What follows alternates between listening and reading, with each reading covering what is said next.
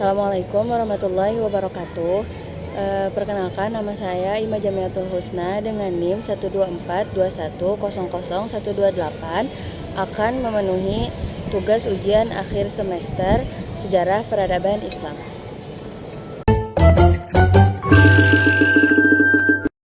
Baik, untuk soal yang pertama yaitu penyebab kemunduran dan kehancuran dinasti Abbasiyah. Dinasti Abbasiyah mengalami kemunduran dan kehancuran karena berbagai faktor.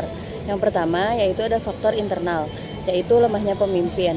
Setelah era keemasan di bawah Harun ar-Rasyid dan Al-Ma'mun, banyak khalifah yang tidak memiliki kapasitas kepemimpinan yang kuat.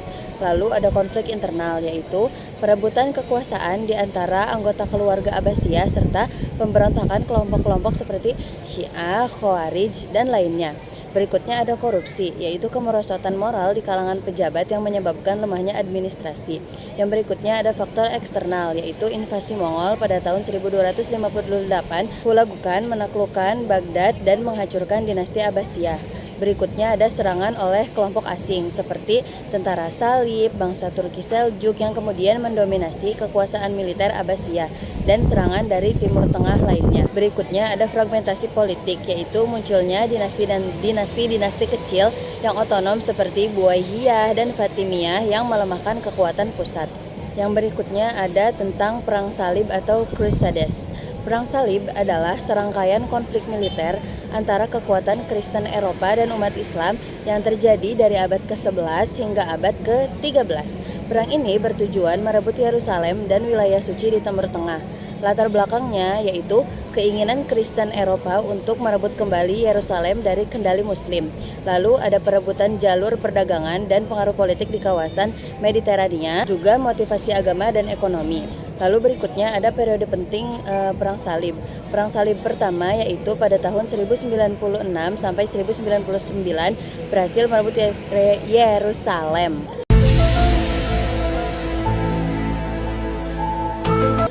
Perang Salib I tahun 1096 sampai 1099 berhasil merebut Yerusalem. Lalu ada Perang Salib kedua di tahun 1147 sampai 1149 gagal merebut kembali Edessa yang jatuh ke tangan Muslim. Ada Perang Salib ketiga di tahun 1189 sampai 1192 dipimpin oleh Richard de Lionheart melawan Salahuddin al-Ayyubi. Perang Salib selanjutnya terjadi hingga abad ke-13 tetapi pengaruhnya semakin berkurang.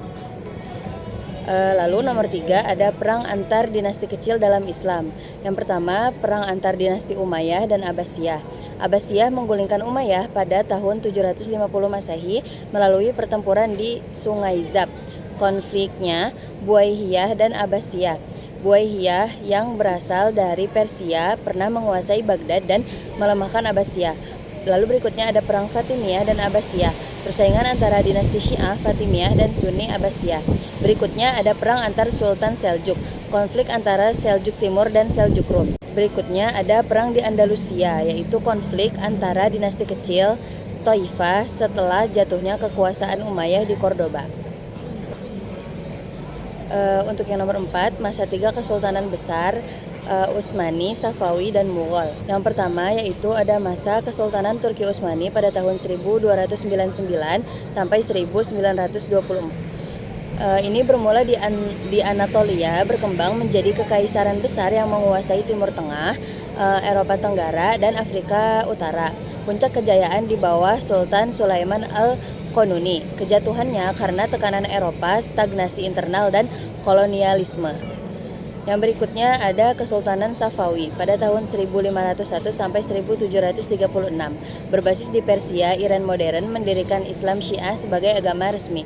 Kejayaan di bawah Abbas I, kehancurannya karena invasi Afghanistan dan lemahnya pemerintahan.